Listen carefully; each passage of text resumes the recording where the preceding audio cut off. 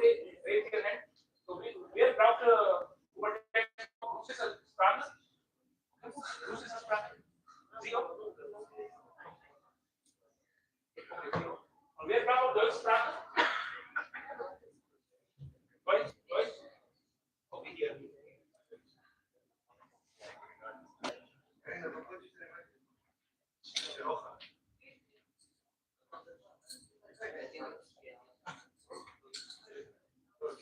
So, Deutsch translation is where? Okay. I'm a remote guy. Remote. Okay. So people get to hear. Yeah. Very good. Sophisticated.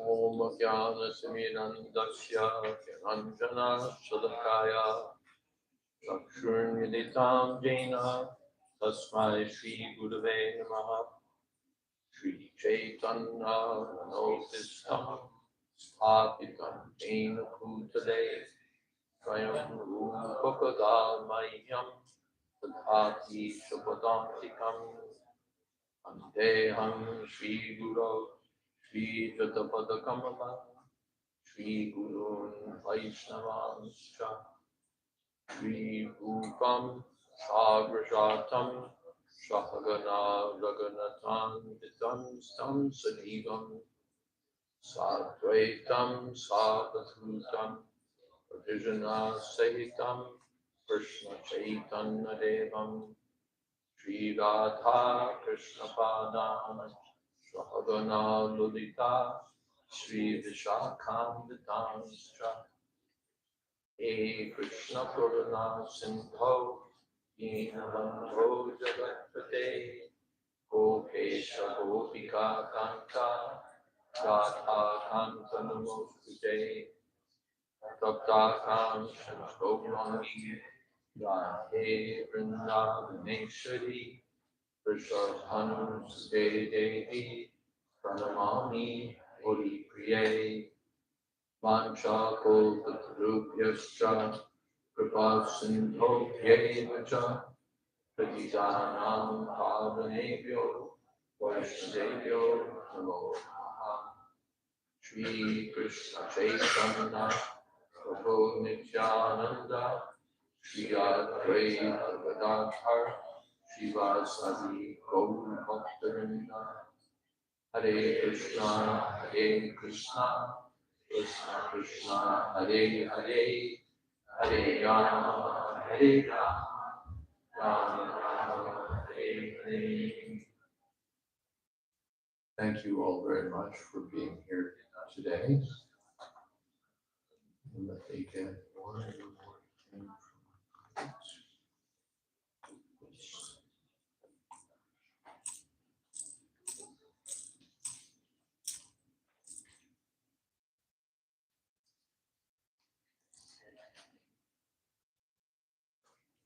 We've recently, within the last few days, entered the Kartik month or Damodar month. According to the Vedic calendar is calculated according to lunar movements of the moon. Our Western calendar by the sun, but the Vedic calendar by the moon. So still 12 months, and the month which has just begun is called Kartik Mas or Damodar month. In the Vedic literature, it's said that any devotional service one does in this month is amplified. One gets more benefit. It's like a special sale. Sometimes a store holds a special sale just to encourage customers to come and take part. Reduce prices, you can buy more. So Krishna holds a special sale in the month of Kartik, Damodar. Any devotional service, any bhakti done in this month is amplified. So the month is especially associated with Krishna's pastimes as Damodar. And I'll explain what that means. Krishna is, although he is the supreme controller, the supreme master of everything, one thing that he does is he performs wonderful activities, wonderful pastimes with his devotees. And especially, and his activities attract the hearts of the devotees. So the Damodar Leela involves Krishna's activities as a cowherd boy. The Krishna appears, although he's the supreme controller, as a cowherd boy. This in itself is astonishing. Even the residents of Vrindavan, where Krishna was living, they were trying to figure out, because Krishna was performing every day wonderful activities, destroying so many demons and doing so many wonderful things. And the residents of Vrindavan were wondering, who is this boy? Is he some great demigod? Maybe he's even the supreme personality of Godhead. But why would the demigods or the Supreme Lord want to live in a cowherd village? Cowherd village means little huts and mud everywhere and cow dung. And why would the Supreme Lord of the universe, or of all the universes, want to live in a cowherd village? So he couldn't be. So they were wondering what's going on. But this is Krishna's enjoyment to live in a very simple way. Generally, God is worshipped as the greatest of the great, the supreme King of kings, and he's worshipped with awe and reverence. But he enjoys more playing informally with his devotees, as if an ordinary human being, as if an ordinary cowherd boy. Just like the big men of this world, they have their corporate affairs, corporate head office and all that, but they enjoy more going off to the golf course or having a picnic with their family. That's more enjoyment for them than sitting in the boardroom and taking serious consideration of all business affairs. Because there's love there. There's no love in the boardroom, but there's love in our dealings with our families, with our friends. So Krishna enjoys loving dealings with his devotees. And these devotees take different forms. Some of them play as Krishna's parents, some play as Krishna's friends, some play as Krishna's servants. Krishna is the father of everything. No one can be his father and mother. But he accepts some devotees as father and mother because they have affection for Krishna. In that they want to serve Krishna as mother, as father, as elderly friends. And so Krishna reciprocates. Yayatam prabhadyante. As one approaches Krishna, Krishna reciprocates. So he accepts Yashoda Mai, cowherd, chief of the cowherd ladies as his mother, and her husband Nanda Maharaj as his father. And then he has so many cowherd friends, Gopas, gopis. So as a small child, Krishna was playing in Vrindavan, and he was a mischief monger. He was causing a lot of trouble by stealing from the houses of the local people, local villagers. What was he stealing? He was stealing yogurt, butter, milk products, for which he's known as Maharaja, emphasizing the importance of milk products. They're so important that Krishna would steal them. And the cowherd ladies would come to Krishna's home and they would complain before Yashodamai that your son is stealing our yogurt and butter. We keep it very carefully, but he comes and steals it. And even if we put it in a high place, somehow he piles things up and steals it that way. And if we put it in a dark place, I don't know, these boys have some kind of effulgence, Krishna and his brother Balaram, somehow they see it and they steal it that way, and they eat the butter, and then they distribute it to the monkeys, because in Vrindavan there are many monkeys. So Krishna distributes the butter to the monkeys, and then when the monkeys are so full they won't take any more, then he says, oh, your butter's so bad even the monkeys won't take it.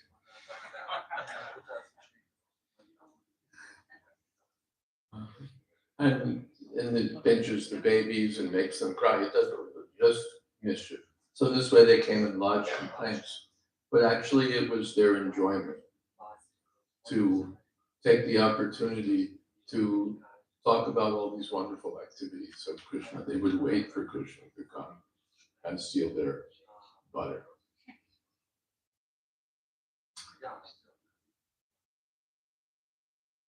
To be a thief in this world is not very good. But the stealing propensity is originally found in the Supreme Lord. Therefore, it's also found in others. He's the origin of everything, so he's the origin of the stealing propensity also.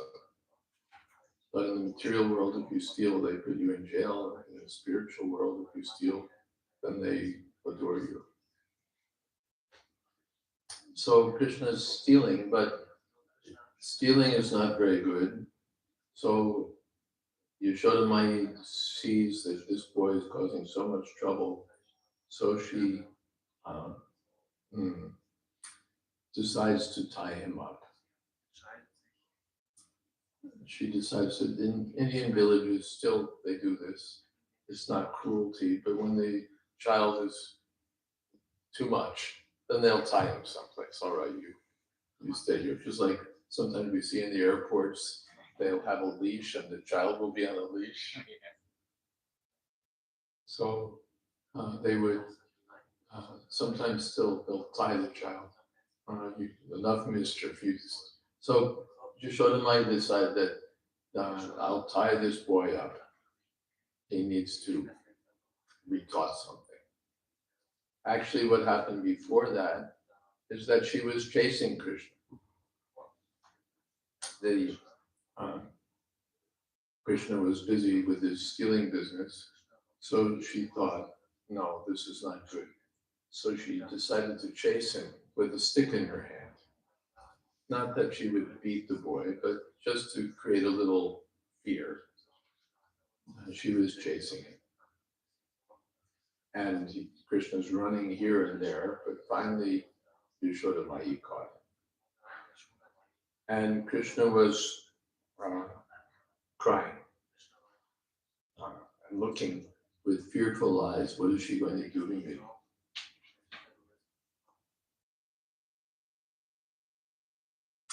And it's described in Srimad Bhagavatam how beautiful Krishna looked, expressing this fear of his mother. And it's mentioned in first canto that it was astonishing that although fear personified is afraid of Krishna, Krishna is afraid of Yashodamai. So Yashodamai saw the child is so afraid, so she put down the stick.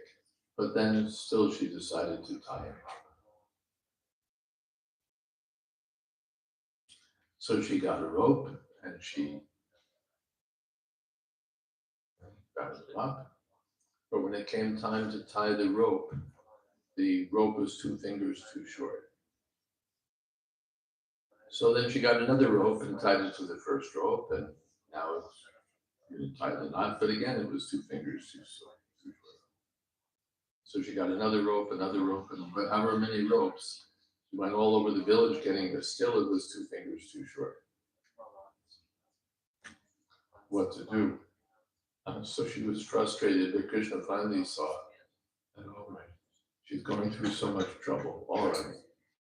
So he agreed to be tied. But then he thought, let me create some more mischief. And Krishna saw that in the courtyard of the house there were 2 trees, Arjuna trees. Arjuna is a kind of tree found in India. And Krishna, now he was tied up, and he's tied up to a grinding mortar, actually pestle, really, the part that you pound with. So Krishna is tied to that, not the kind that you keep on your kitchen table, but large scale for serious crushing. So Krishna decided, and he's just a little child, but he's bound to this, but he decided to pull on the rope and pull the grinding mortar behind him. And he pulled it in such a way, he went between the 2 trees so that the grinding mortar became caught between the trees. And then Krishna tugged more, and the trees fell. Ordinary child, can you do this? You can't do this. How about you? Could you do that? Pull down a couple of trees? No, you couldn't do it. No, okay. None of the kids here know how to do it. But Krishna can do it very easily, because although he appears like a child like this, he is the Supreme Personality of Godhead. He has all strength, he has everything. So he just pulled, and the trees crashed to the ground. And then 2 luminous persons appeared from the trees. 2 demigods. They were Nalakuvara and Manigriva, 2 sons of Kuvera, the treasurer of the demigods. And they'd been condemned to live in the bodies of trees. But when Krishna pulled down the trees, then they came. The history of this, what were they doing there as trees? How did that happen? And that's explained in Srimad Bhagavatam, that these 2 boys, as sons of the treasurer of the demigods, were living a very opulent life. They had everything. And as often happens with rich men's sons, they became big enjoyers. And so as big enjoyers, one day they were sporting in the lake with some young girls. And they were intoxicated and naked and having a good, like college students.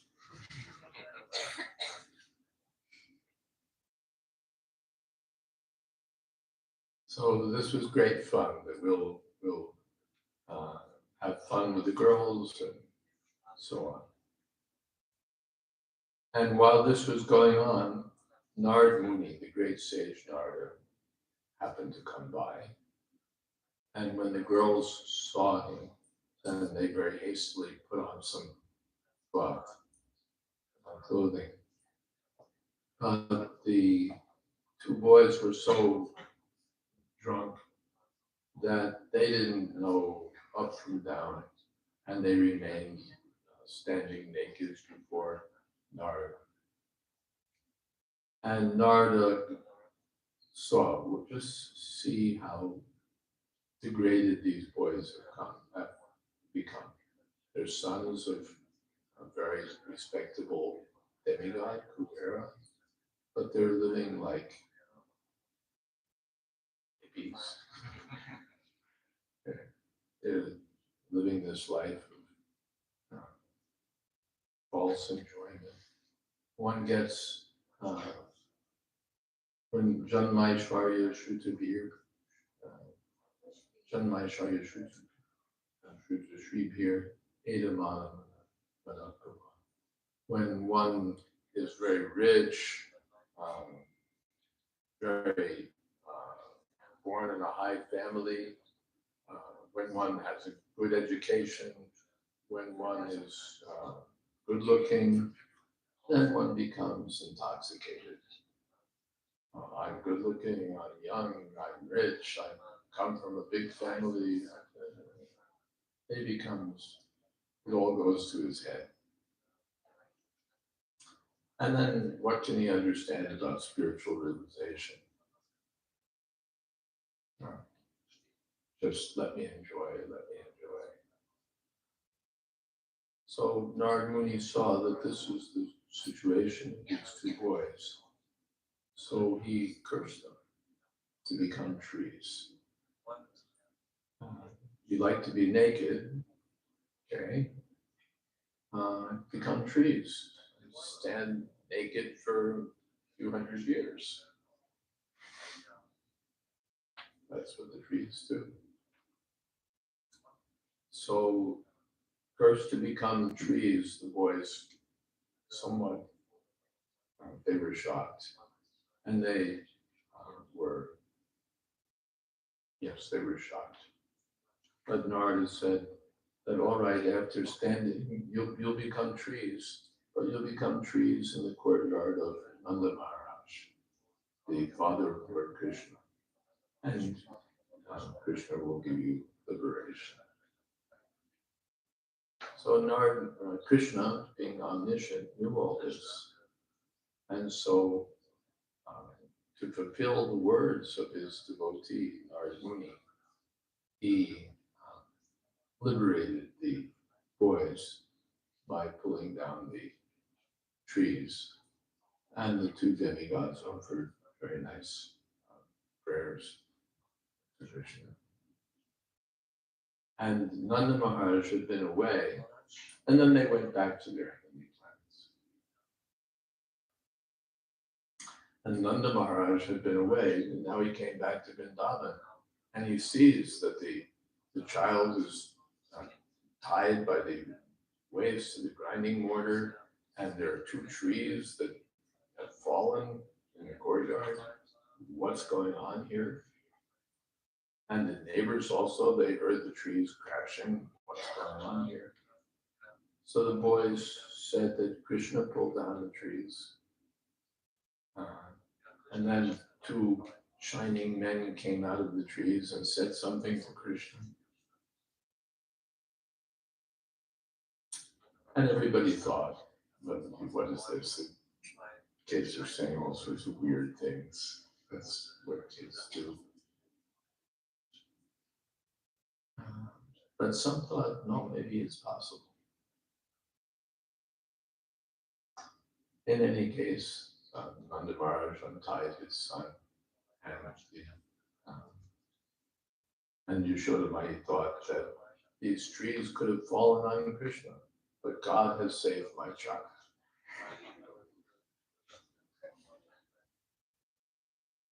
He's God himself, Krishna. God, by the influence of Yogamaya, his spiritual energy, she forgets that he's the Supreme Personality of God. Because if she were to remember, if she were to think that this boy is Bhagavan, the supreme source of everything, then How could she chase him with a stick? How could she try to tie him up? How could she feel that Krishna is dependent on her? How could she treat him as her son? Uh, So Krishna's spiritual energy intervenes to create a situation in which Nanda Maharaj, Yashoda thinks that Krishna is my child, that's all. She doesn't think he's the supreme personality of Godhead. Out of love, the strength of her love is so great that she just knows that Krishna is my son. And Nanda Maharaj also, Krishna is my son. So, and the friends of Krishna, they're thinking Krishna is our friend, that's all. He's such a wonderful friend. Because if they were to think he's the supreme personality of Godhead, how could they play with him like ordinary friends? Sometimes they divide up in teams and they compete in sports, and the losing friends have to carry the winners on their shoulders. And sometimes Krishna's team loses. And so the boys get up on Krishna's shoulders and he gets, how can you do that with the Supreme Lord? You can't touch the Lord with your feet. What's the speak of getting on his shoulder? But these feelings are going on between Krishna and his cowherd friends. They're greater than any great sages, but they've taken the role of Krishna's friends out of love for Krishna. And Krishna reciprocates. He doesn't say, wait a second, guys, I'm the Supreme Lord, you can't treat me like this. He perfectly exchanges loving dealings with them in the same way. And this is Krishna's pleasure, to exchange these devotional feelings with his devotees. So all of this happens in the Damodar Lila. Dhamma means ropes, and Udara means the abdomen, belly. So Krishna is known as Damodara because he's tied up with ropes by Yashoda. And the devotees derive great happiness by discussing all these wonderful activities of Krishna, which are recorded in the Srimad Bhagavatam. Srila Prabhupada, in the early days of the Krishna consciousness movement, wrote a book called Krishna, the Supreme Personality of Godhead, which summarizes all the pastimes of Krishna as told in Srimad Bhagavatam. And one can take advantage of reading this book and relishing these activities of Krishna. When Srila Prabhupada was staying in Los Angeles, he would every afternoon spend some time after lunch, or spend some time in the late afternoon. The weather was nice, he would sit in a garden there and just hear the Krishna book, just hear this book. And he wouldn't say very much, he would just enjoy hearing these wonderful activities of Krishna. Majchita Magita Prana Bodhiyanta Pratyantas Jamani Dushanti Chalamani. Devotees enjoy, just as the materialists, they enjoy hearing about some rock star or some actor, some politician, some this or that. People who are of no consequence. The great heroes of my generation are practically forgotten. Those of my parents' generation are certainly forgotten. Few of them are somewhat still remembered. Nobody, who was the mayor of Berlin 100 years ago? You'd have to go to some library and do some research. No one knows, and hardly anyone cares. Maybe considered important for some weeks or months, but it soon disappears because it's of no real meaning. It all dissolves. But the wonderful activities of Krishna are eternally performed, and they're eternally blissful. By hearing the activities of ordinary people, our minds just get dragged down to the lower qualities of material nature. But by hearing of the activities of Krishna, our minds become blissful and purified. So this Kartik month, Damodar month, is an opportunity for remembering Krishna's wonderful activities, Krishna's glories, Krishna's teachings, Krishna's everything. His form, his qualities, his pastimes, his associates. And by remembering Krishna and all of these features of Krishna, one becomes absorbed in Krishna consciousness, and that makes one's life perfect. This is so far distant from the impersonal speculations of philosophers who are busy trying to discriminate between matter and spirit, and who say that ultimately everything is one. That's boring, monotonous. But the personal activities of Krishna are enlivening and can absorb all our attention. To become absorbed in some impersonal conception of the absolute is very difficult. Klesho tikatavastesha avyaktasam tachetasam. But to become absorbed in thinking of Krishna is very easy. You just have to hear about these activities from books like the Krishna book and discuss them with devotees, and our happiness will increase more and more. So the Damodar month is an opportunity for that special sale. One gets amplified benefit, and all of Krishna's activities, not that we're restricted in this month, we can only hear about Krishna's activities as Damodar, but his activities in Vrindavan, his activities in Dwarka, his activities as the Parthasarathi, the chariot driver of Arjuna, everything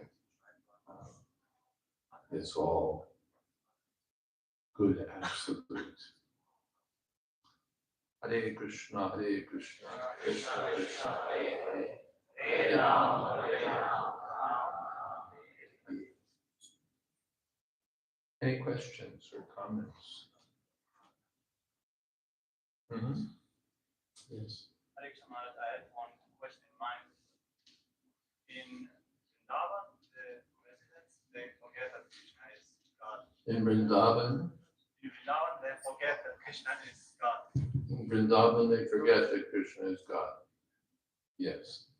And I've heard in Vaikuntha, they worship Krishna in different forms, but they know that he's God. And my question in mind is, what about the other, like Ayodhya, Dwarka, Mathura? Is there like some distinctions, or are there some? Yes, there are distinctions.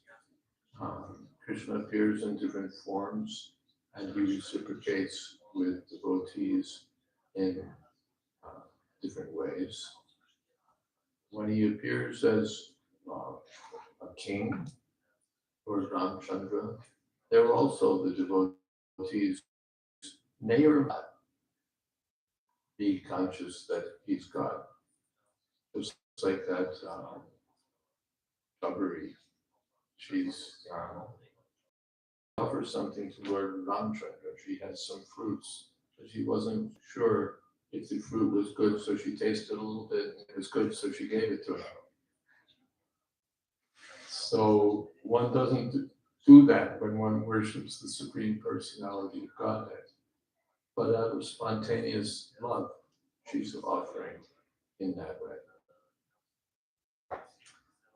Sometimes, but generally, Lord Ramchandra is respected either as the Supreme Personality of Godhead or as a great king. And there's not too much difference between the two in the way that we approach. When we approach a really serious king, then it's Your Majesty, and we're all formality, and we're all very careful not to do anything wrong, and we just don't want to say the wrong thing, and we just want him to be pleased with us. It's all done with great consciousness, but he's great and we're small. He's the king, we're the subjects. And when one worships God according to regular principles, the same mood is there. He's great, we're small. So with Lord Ramchandra, that mood is predominant. That's also a devotional mood. That's the general devotional mood. The world of religion, when we worship God, we worship the Alpha and Omega, the Supreme King of Kings. So we're worshiping with fear and trembling, as they say, very conscious that he's great and we're small. And that's the general Vaikuntha mood, the mood of awe and reverence.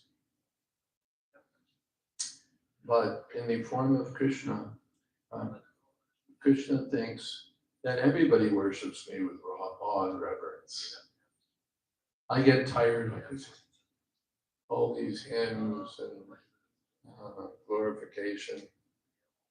It doesn't really please me as much as informal.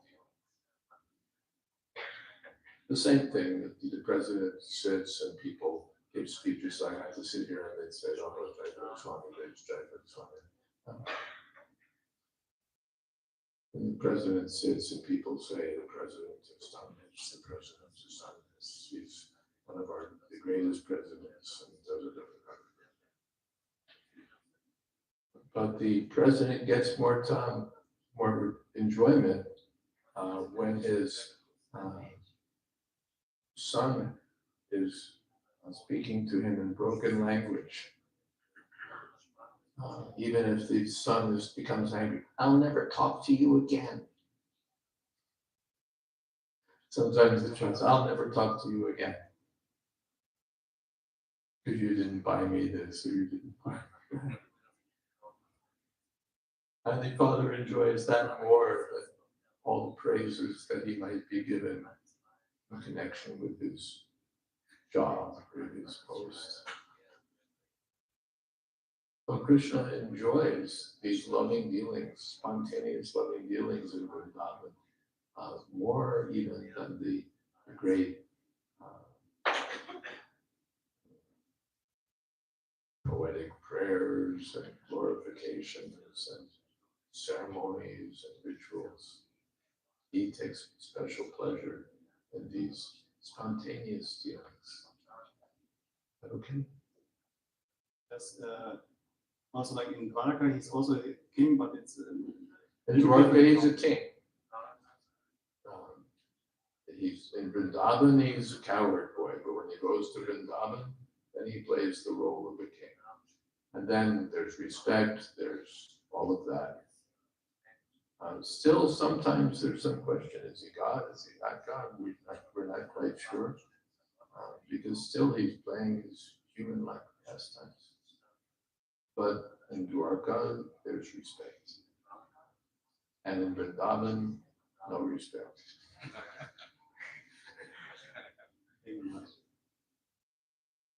Yes. Thank you, Maharaj. If you may add some pastime with Prabhupada, your pastime with Prabhupada or something like that, that would be really. I just added a pastime that Prabhupada was hearing. So, is there anything related to Germany, something, so that? Nothing. I never came to Germany during Prabhupada's time at all. I had two of my godbrothers, early godbrothers came.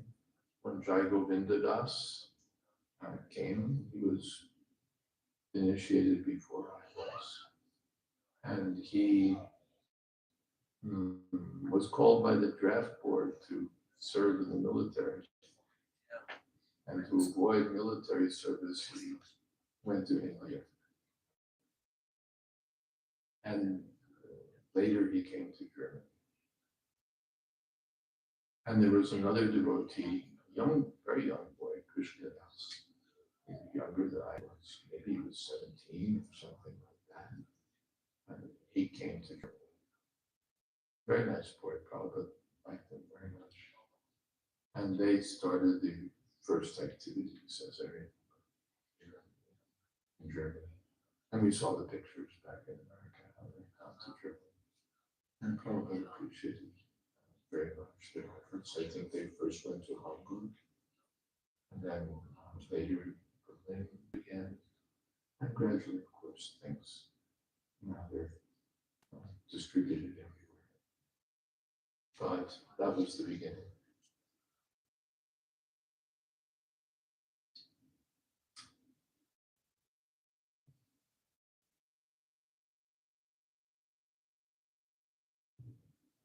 One time I was, just after I was initiated, I was serving Prabhupada in Boston and helping his personal servants. And Prabhupada got a letter from Krishnadas here in Germany. And Prabhupada saw the return address, Krishnadas Naradama. And Prabhupada chuckled at that. Naradama means the lowest of men. So he given the return address, Krishnadas Naradama. Sounded cute. And Prabhupada chuckled at that. Krishnadas Naradama.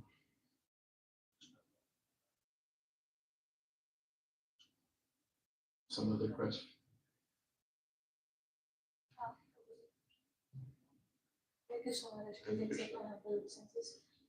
What can we learn from this Damodar Leela? Like, is there motivation for advancing in spiritual life? There's so much. It's not learning just, what should we say? Like we learn in school, lessons and memorizing something. But one learns how to love Krishna. How the Brajbasis are mad after Krishna. And just by hearing these topics, one's affection for Krishna naturally is invoked. So this is better than just learning as done in schools. This is real learning how to love Krishna. Thank you, Raj. Hare Krishna Maharaj. Although I should say that in the course of the topics, so many things are explained about Krishna's potencies, Krishna's qualities, Krishna's everything. There are prayers offered by Navaputra, Nigriva. There's so many things explained by acharyas. So it's not just sentiments. It's not just love and sentimentality. But there's so much information about Krishna, about the Supreme Personality of Godhead, that we learn in the course of these pastimes.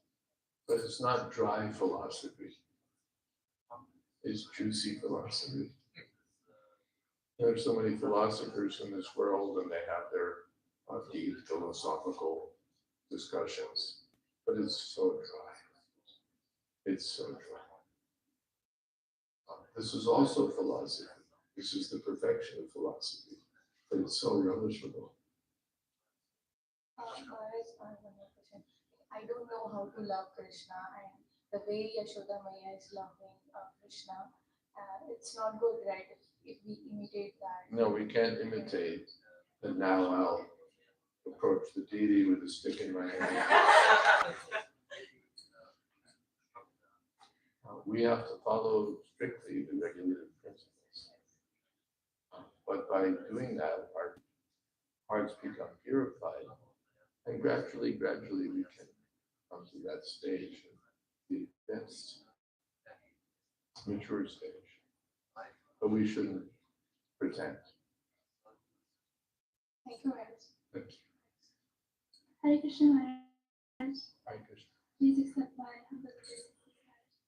My question is, when Krishna is running out of fear, and when Krishna is really, it's in terror. He's Satanka Netram. He's really, he's very terrified from Maya Yashoda, and he's running during the Damodar pastime. Does Krishna, in that moment, does he know I am the No, he supreme? forgets. He forgets it. Krishna, he doesn't have to balance these things. Well, I'm the Supreme Personality of Godhead. He's by Yoga Maya. Yashoda Maya forgets that Krishna is the Supreme Personality of Godhead, and Krishna genuinely feels fear that she's going to hit me. Sometimes It's not just a pretense, but Krishna, out of love, takes this role of son of Yashoda Maya. And so he's thinking that she's going to chase me, she's going to hit me, who knows what she's going to do to me. And he's genuinely afraid. thank you so much.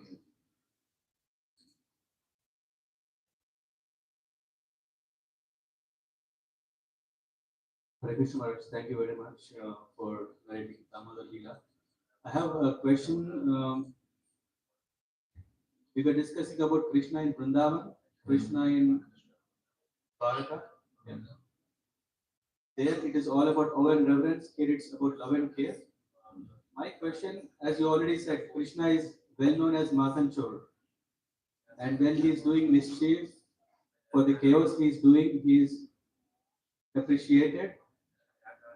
But when we are living in the material world, should we take the way that Brajvasis are living, or should we take the way that a proper structure? It's not only love, but also a regulated life, which can. We can't imitate the Brajvasis, the inhabitants of Vrindavan, because they have spontaneous love. You can't imitate, you can't fake being spontaneous. Either you have it or you don't have it. If you don't have it and you fake it, then you're fake. Their spontaneous love takes place on the platform of pure goodness. There's no tinge of ignorance, no tinge of passion, no tinge of material desire, no material hankering, no illusion, no envy. They've transcended the three modes of material nature long by millions of miles. So their pure love is happening on the platform of pure consciousness, not the platform of adulterated consciousness, half pure consciousness, 3/4 pure consciousness, 100% pure consciousness. And we're not there. Maybe we're attracted to Krishna a little bit, but we're also attracted to Maya a lot. So when we're still attracted to Maya, that spontaneous love for Krishna as shown by the Brajvasis can't be there. And if we fake it, then we become frauds. Prakrita-sada, those who take everything to be easy, but we're still on the material platform. So that's not recommended by Rupa Goswami. Rather, we should, from the lower position, appreciate the higher position. If we pretend to be in the higher position, we're not really there and we'll crash. But if from the lower position we appreciate the higher position, then we're nicely situated.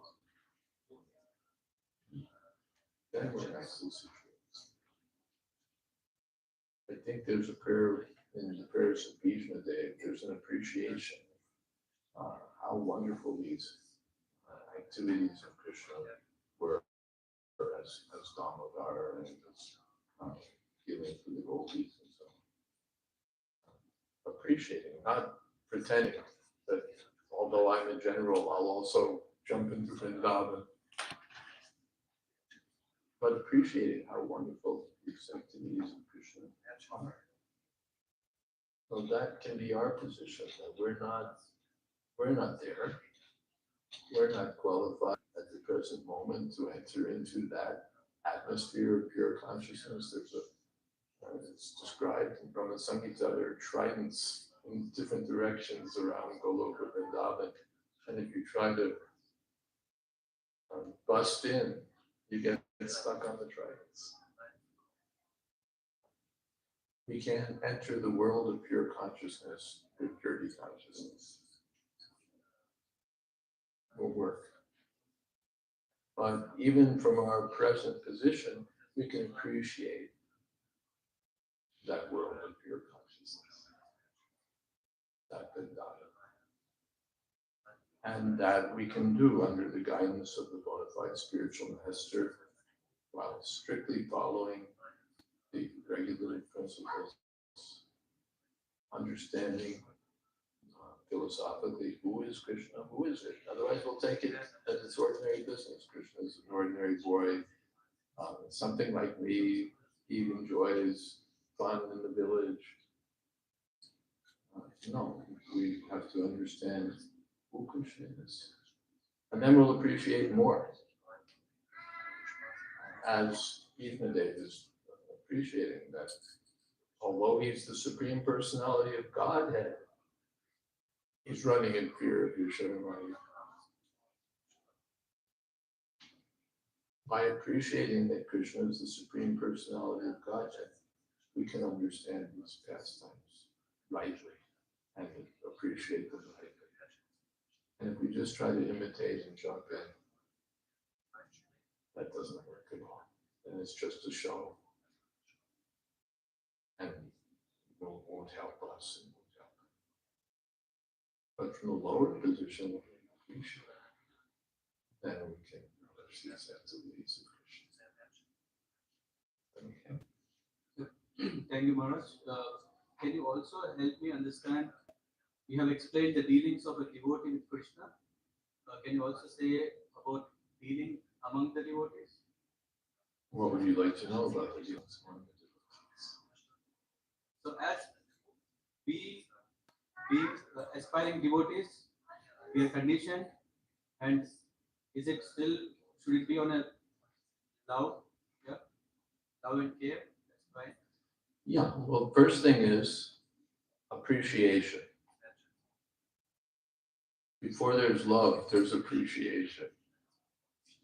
If we don't appreciate the devotees, where's the question of love?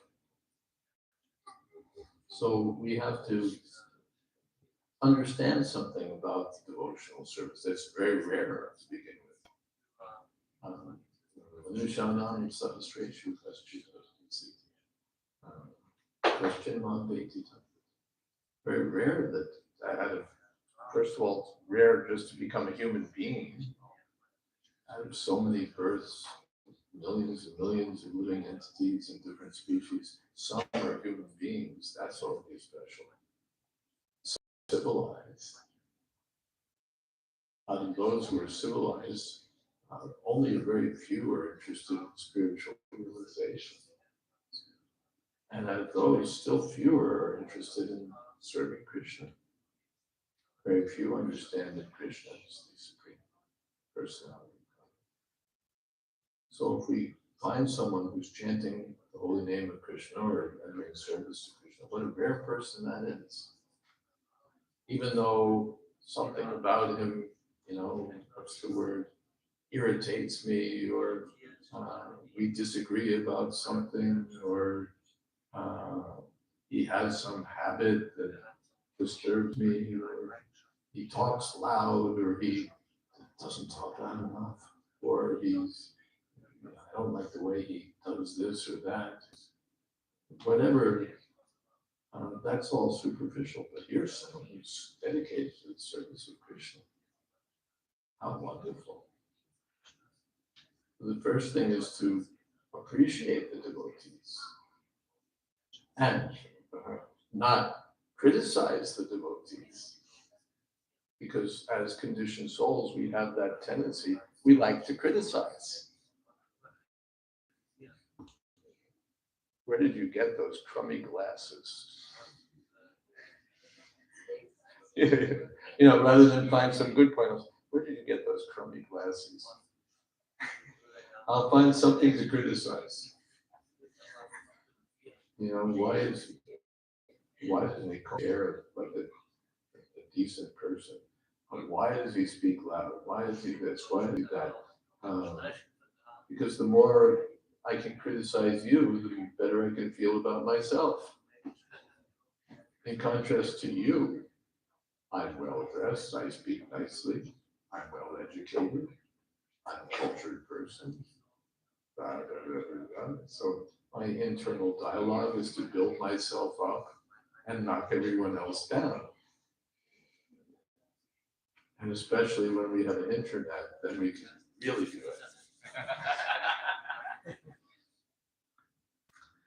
So the first thing is not to criticize devotees. We're warned very sternly by Sri Chaitanya Mahaprabhu, by the Shastras, not to criticize the people who've dedicated their lives to serving Krishna.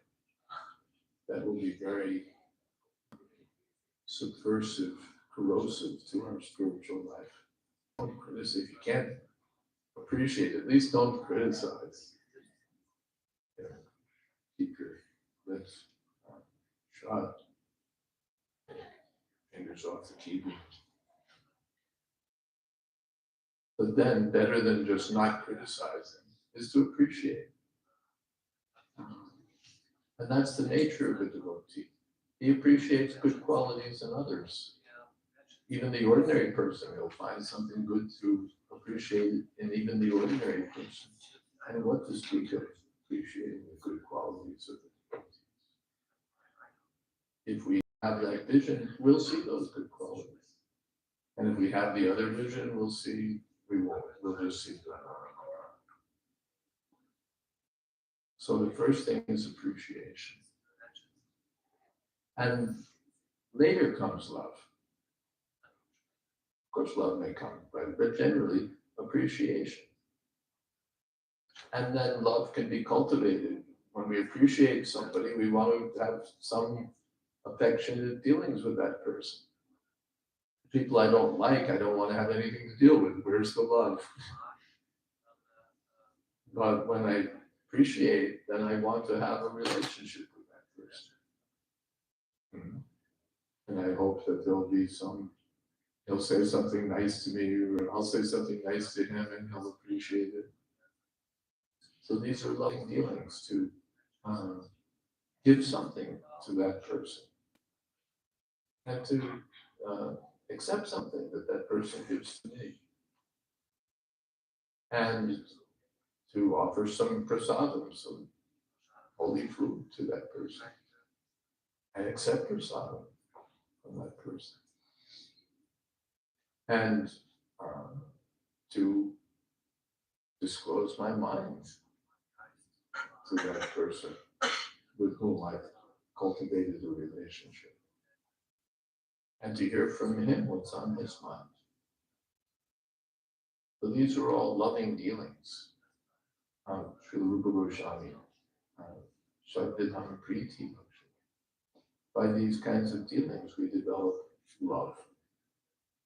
It's not just love happens, but love can be cultivated by these kinds of exchanges. We cultivate that even here, and we invite so many friends and devotees come, and we'll talk something about Krishna, and together we'll chant Hare Krishna, and we'll offer you some food. We will hope to serve you, and this will come. They'll offer something to Krishna, and in this way, there's exchanges. We get to know those who come, and we develop affectionate relationships with those who are also interested in serving Krishna. There has to be some commonality. If we serve just like army buddies, when we serve together in the army, we become very tight, even though we may come from different social strata, even though some of us are more educated, less educated, come from different parts of the country, but when we serve together in the army, we become very tight because we have a common cause. We come together for love of our country. So when devotees come together to serve Krishna, then they naturally develop loving relationships between themselves. Those same men who came to the army for love of their country develop deep, loving relationships between themselves. So when we serve Krishna together, then naturally these relationships go. Chanting Hare Krishna, that's serving together. And we talked about taking prasadam together, or doing something together, distributing books about Krishna together, cooking together, sewing garlands for Krishna, fixing the roof, whatever it might be. When we serve Krishna together, naturally we develop these affectionate relationships. And those relationships are in relationship to Krishna, so they're all spiritual. They're not like the ordinary relationships minus Krishna in the material world. Okay. Hare Krishna Maharaj. Does our material conditioning influence how much we can get into a particular process of devotional service, like hearing Bhagavatam class, chanting Hare Krishna on the japa beads, doing service on the altar? Yes, does our material conditioning influence what kind of service we can do? Yes, it may. A person who's heavily influenced by the mode of ignorance will have a hard time sitting down and listening to philosophy. Because it's sleeping. He's really dull, so he can't do that. Or if he's too influenced by passion, he can't sit down. He's got to go do something. But everyone can render service. It doesn't matter what mode of nature he's in. Kirate Unandra Palinda Kokasha, Apira Shamdas, Ye Chapapa, Ashraya Shudyanti. By rendering service to Krishna, it doesn't matter what it is, one becomes purified.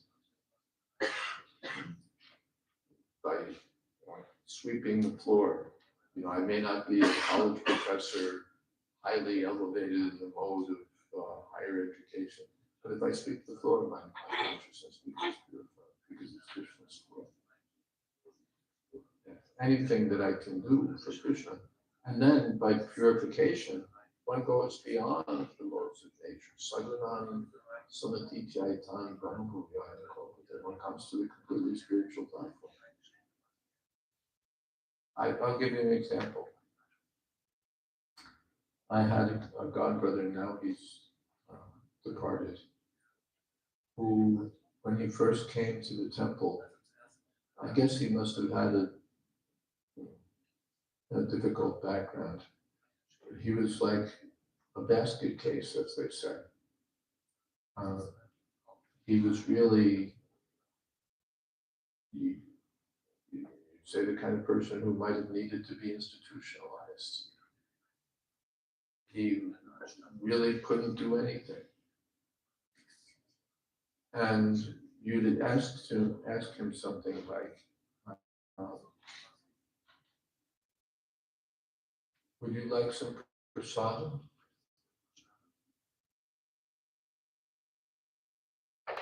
And he'd say,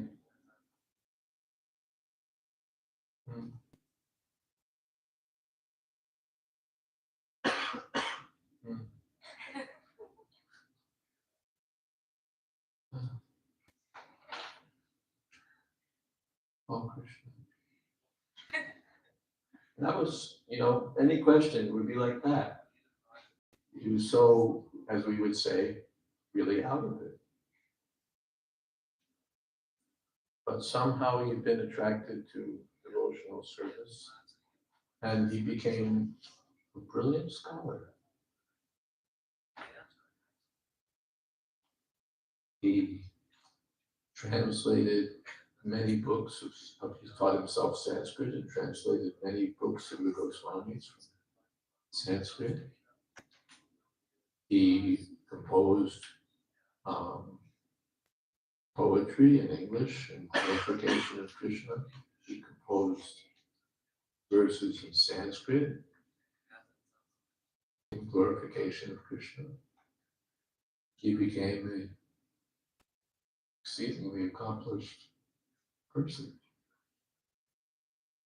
by devotional service, just by hearing Hare Krishna, chanting Hare Krishna, associating with devotees, whatever covering of material qualities might have been there, it was all blown away by Krishna consciousness. He became a brilliant devotee. So particularly my question is also addressing that some people really find it easy to get into philosophy, get into hearing, but then chanting japa might be more difficult. Something might be difficult, everything might be difficult. He's not going to read, he's not going to chant, he's not going to do anything.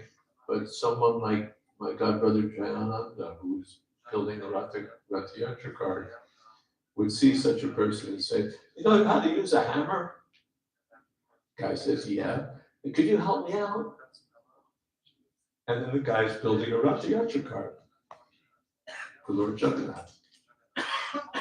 He has no scholarly propensities. He doesn't know up from down. He'd be most unlikely to sit in a class or to pick up japa beads. But there he is, building Lord Jagannath on card for his Ratha. So this is the kindness and expertise of the devotees. They'll engage anyone. There's no one who's disqualified. There's no one, Krishna says in Bhagavad Gita, no one's disqualified. It doesn't matter. Anyone comes. You don't have to do this or do that or do this, meet this formal qualification. Just begin. Take prasadam. Who's unfit to take prasadam? No one's unfit. Everyone's qualified. And everyone can chant Hare Krishna. Chaitanya Mahaprabhu didn't care who was up, who was down, who was fit, who was unfit. Chant Hare Krishna. I'll give you an example. This is Damodar month. So one of the things that we do to increase our devotional service is that every day we offer a lamp to Krishna in the form of Damodar. And there's some prayers that we chant and we offer this lamp with devotion to Lord Damodar. So in New York City, we have a kirtan party that goes out every day. And their favorite spot is a place called Union Square on 14th Street in New York City, Manhattan. It's a park, big subway station. And the devotees go there, they chant Hare Krishna, they distribute books, they meet people. And one of the devotees had the idea that this is Damodar month, why don't we give people the opportunity to offer a lamp? Oh, sounds like, I don't know, what are people gonna, but they tried it, they put a picture of Damodar and they had some lamps and they encouraged people, would you like to offer a lamp for us? And people were doing it. They'd pick up the lamp and I'd see people, they'd be very careful, they want to do it right. So they'd be very careful to do it right. And they had no intention of serving Krishna. They had no intention of becoming Hare Krishna devotees. They're just walking through Union Square. But someone approaches them and said, "Would you like to offer a lamp?" All right. I even saw a person. It's one man. In his right hand, he's got a lamp. His left hand, he's got a beer can.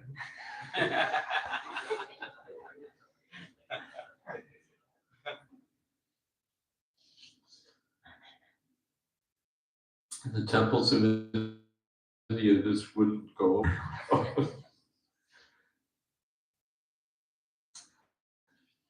But somehow or other, he's with a beer can, how elevated is his consciousness? But he's still willing to offer a lamp to Krishna, and Krishna takes the good part. Is that okay? Thank you. Swalpamapyasya dharmasya jayate mahatobhaya. Krishna says even the slightest devotional service can save one from the greatest danger. And apart from that, one day he'll become a great devotee. Just started in Union Square.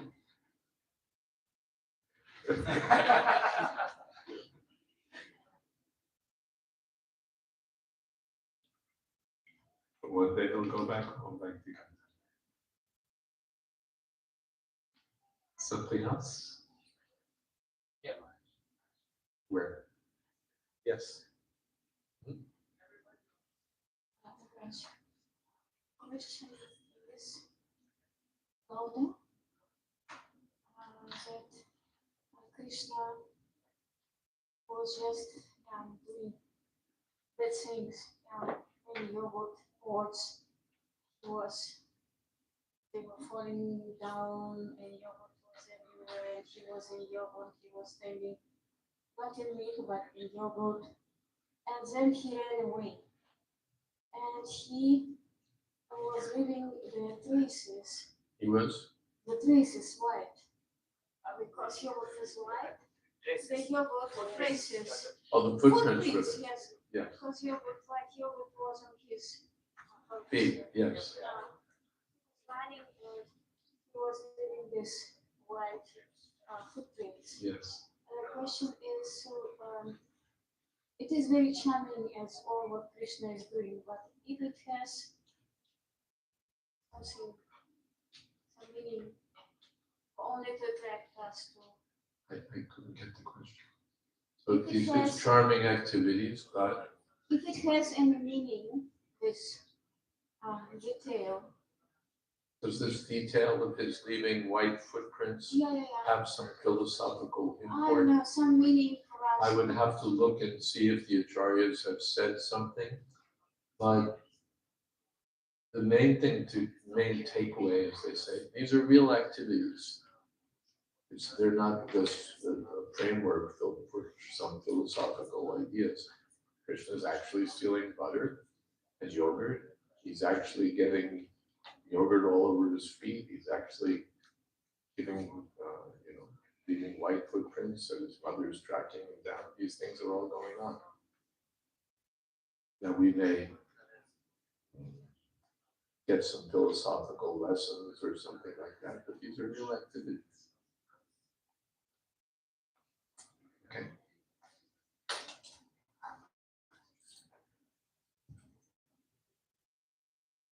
Maharaj, please accept my humble obeisances. Maharaj, thank you for this wonderful pastime. You also mentioned about the Nal Manigri, the sons of Kuber, and they were involved in very irreligious activities, like in the water, holy water. So they got cursed by Narada Muni. But finally, they got the most unique and rare opportunity to associate with Sri Krishna's pastime in the Damodar month. So they got the perfection of their life. At one hand, they were so irreligious, and then they got this perfection of their life by associating with Sri Krishna. So how we can understand this pastime, this Leela of Bhagwan? How can we understand it? What aspects are you talking? Because you just told me the pastime. So now what What aspects do you want? For example, at one hand, somebody is so irreligious and so It means the devotee is merciful. He's carrying a beer can in one hand, but the devotee is engaging it. If you have two hands, the other hand you can offer a lamp. Narad Muni is merciful. Even his curse is mercy. So, it's just like a drunk, wherever he goes, he'll spread, foul breath and foul talk, and because that's like what he is. And a devotee is in pure goodness. Wherever he goes, he'll spread Krishna consciousness. Even his curse will be beneficial. When we seek forgiveness to the pure Vaishnavas, and they can award, their curse becomes even the goal. Even if a pure devotee curses you, that's your good fortune.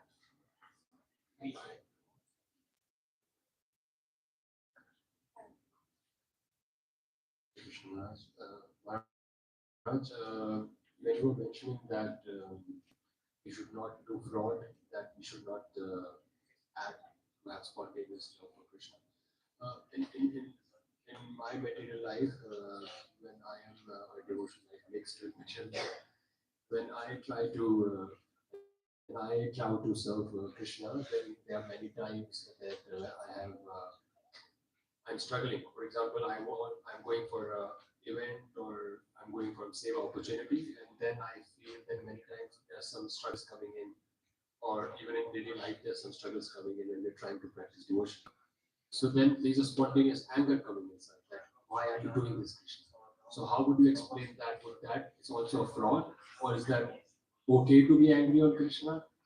And No, it's not very okay. Then how can we deal with that? Dushon might be maybe the coward friends of Krishna. They're angry with Krishna. Krishna, you're leaving just when things getting good. We'll never play with you again. They can be angry with Krishna. Like we can't imitate that. No, Krishna, why are you doing this to me? What kind of person are you?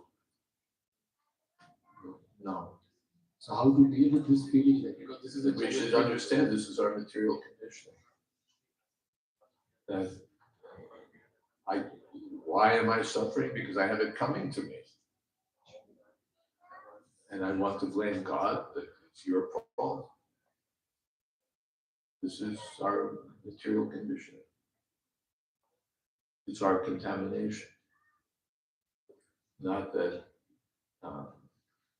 yes, it's our contamination. We're suffering because of our own misdeeds. Tate nukampam susumekshanam. It's mentioned that devotee accepts that whatever trouble is coming to me, it's just because of my past misdeeds. He doesn't think. And therefore he continues, Padaman Namaste. He offers his respects to the Lord. And even though maybe it would have been worse, but by your kindness, I'm just suffering a little bit. But the materialist, he curses, there's no God. If there were a God, why? My father died when he was 35. If there was a God, why didn't he live to sin? Everything's God's fault. Nothing's our fault. That's contaminated consciousness. So certainly we don't want that contaminated consciousness. And it's above our level to, what's the word, cajole God, or to say, oh God, hey man, why are you doing that? He's not our buddy in the present state. Coward boys, they can play like that with Krishna. So we should be a little careful. So how to deal with it? For example, what you said about father is more of a materialistic, but even when you're serving Lord and there are some struggles coming in, you think like Krishna is trying to serve you. Why are you making it difficult? Well, we should know why he's making it difficult. Because of our past conditioning. Or out of his kindness, he gives us a little difficulty so that we have to come up to it. It's not that, Krishna wired, misunderstood that we're not thinking that Krishna is our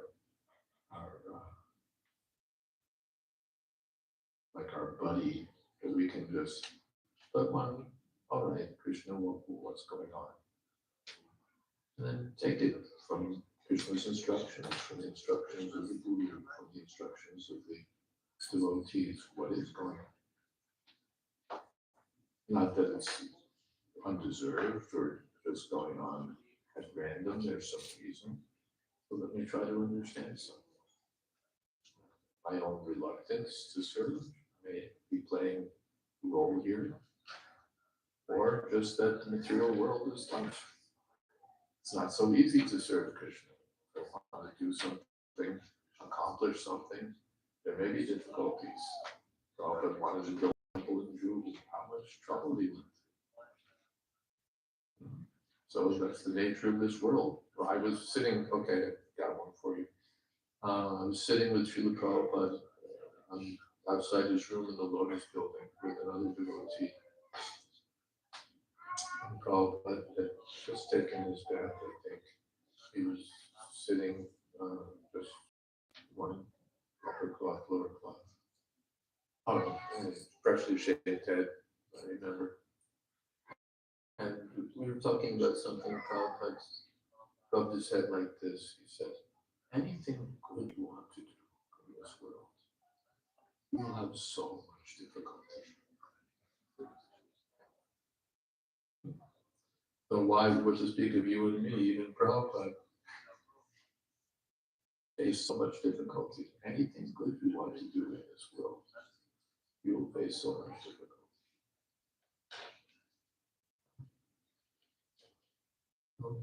That's to be expected. What I understand, Maharaj is saying, don't then criticize Krishna as a friend or be angry on him, but at least you can put in a respectful prayer. At least what? At least you can put forward in a respectful prayer. Yeah. Krishna getting frustrated. Yeah. I mean, we don't have to, I don't want to make it all that you always have to be so formal, within ourselves, we may say, okay, hey Krishna, what's going on here? Our internal dialogue may be a little, but we shouldn't take the position that actually Krishna and I are like equals and I can challenge him. We should understand that Krishna is the Supreme Personality of Godhead, I'm just a tiny. Certainly. And that should be our understanding. And Maharaj, one more question connected to something you addressed before.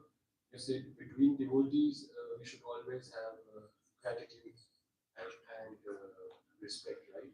So if we want to correct each other in case we see some fault in other devotee, how to correct? Can we? Well, we want to correct one another. Maybe it's not so important to correct one another. Have I been appointed by the Central Correction Agency to correct all the devotees? There's more to life than correcting the shortcomings of others. I might do better to appreciate the good things that the devotees are doing. Now, there come occasions where there's something where we really need to say something, either to that devotee or to someone connected with that devotee. We should learn how to do that in a proper way. Not that we just easily make it our business to be critics. If we want to criticize, then we can criticize the materialists. You can criticize the Mayavadis, you have a license to do that. But that's a better use for our critical propensity than criticizing the Vaishnavas. Is there any etiquette how to give feedback without offending? Yes, there is. What is the best? Well, first thing is consider whether it's necessary at all. And if it's not, drop it. But otherwise, with great respect, with great more friendship, and a your relationship. And generally, criticism is not offered to seniors, they're offered to equals or juniors. In culture, society, you don't criticize your parents. You know, say, hey, John, what do you think you're doing? You're off base. No. With our parents or with teachers, with respectable people, seniors. Oh, very reluctant to find anything. They don't even say anything.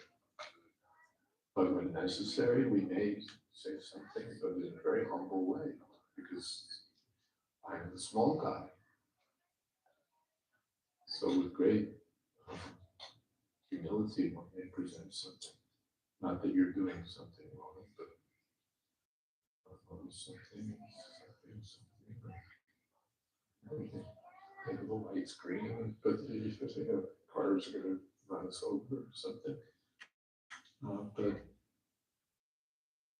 we try to try so hard to criticize it. The main theme is respectfully, first of all, avoiding criticism altogether if we can, and criticizing with humility. There are different ways. There are different strategies. Prabhupada gives one, criticizing the daughter-in-law by criticizing the daughter. You know that strategy? Yeah. The daughter-in-law in the family, in a joint family, son-in-law, daughter-in-law, everybody lives together. So there's something that the daughter-in-law is doing wrong, but if I bring it to her attention, then she may resent it. You know, you're chopping those vegetables the wrong way, or you're putting the wrong spices, something. Then she'll take it badly. So instead of criticizing her, I criticize my own daughter. You're using the wrong spices. You're chopping this the wrong way. Daughter-in-law's not doing anything wrong. But the daughter-in-law puts two and two together and figures out that I shouldn't be doing this either. And then it's not taken as an offense because one was the cultured person knew how to do it in such a way that she would be offended. So there are different strategies. That's called culture. How we deal with seniors, how we deal with even juniors. Do I just blast you? Maybe. Or maybe tell a joke. And Prabhupada would sometimes smash us. You'll be unintelligent in 100 years. In other words, till then you'll be a fool. You have no brain. You have cow dung instead of brain. Prabhupada would smash us right, left, or center. And Prabhupada could be very cutting also. Prabhupada would say something like, he just smashes. But sometimes he would jokingly say, oh, you become very intelligent. You're acting like a fool. So many different ways. But that was his prerogative. Spiritual master's business is to find the faults of the disciple. It's good for him. But even then, sometimes Prabhupada, Bhakti Charan told the story that Prabhupada blasted him one time.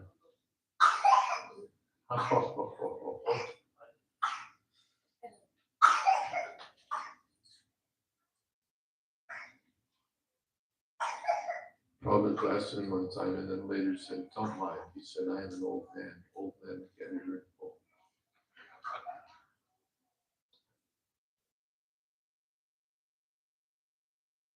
Bhakti Charan said, Prabhupada, please don't tell me that. It's good for me to be criticized. But Prabhupada, that was on that occasion, he said, don't mind. Old men get irritable. Even Chaitanya Mahaprabhu, you can take the example. He smashed the Digvijay, Keshav Kashmir. Keshav Kashmir was a great, great, great poet, and everything he composed, 100 verses. Chaitanya Mahaprabhu found fault with one of the verses. He found just fatal errors in the verse. He said, can you mention the good qualities and faults in this verse? Digvijay said, there's only good qualities, there's no faults. And then Chaitanya Mahaprabhu found the faults. But then at the end, after totally wiping it out, he said, well, even Kalidas and other great poets have faults in their. All right, I think we're going on quite, we should probably stop. Yes, I think there's other things that have to happen. Well, thank you all very much. Hare Krishna. All brothers and sisters. Jayadvaita Maharaj ki Jai. Prabhupada ki jai. Thank you very much, Maharaj, for this such absorbing and ecstatic katha, the most sweetest pastime of Sri Krishna, Damodar Leela, in such a sweet way and very ecstatic and instructive God. Maharaj, you mentioned about the glories of the offering he left to Sri Radha Damodarji. So today is the first Sunday of the Kartik month, and in Gauradesh temple we have organized the Deepdan and the Damodar Ashtam. First we will have a Gaura Aarti. After the Gaura Aarti,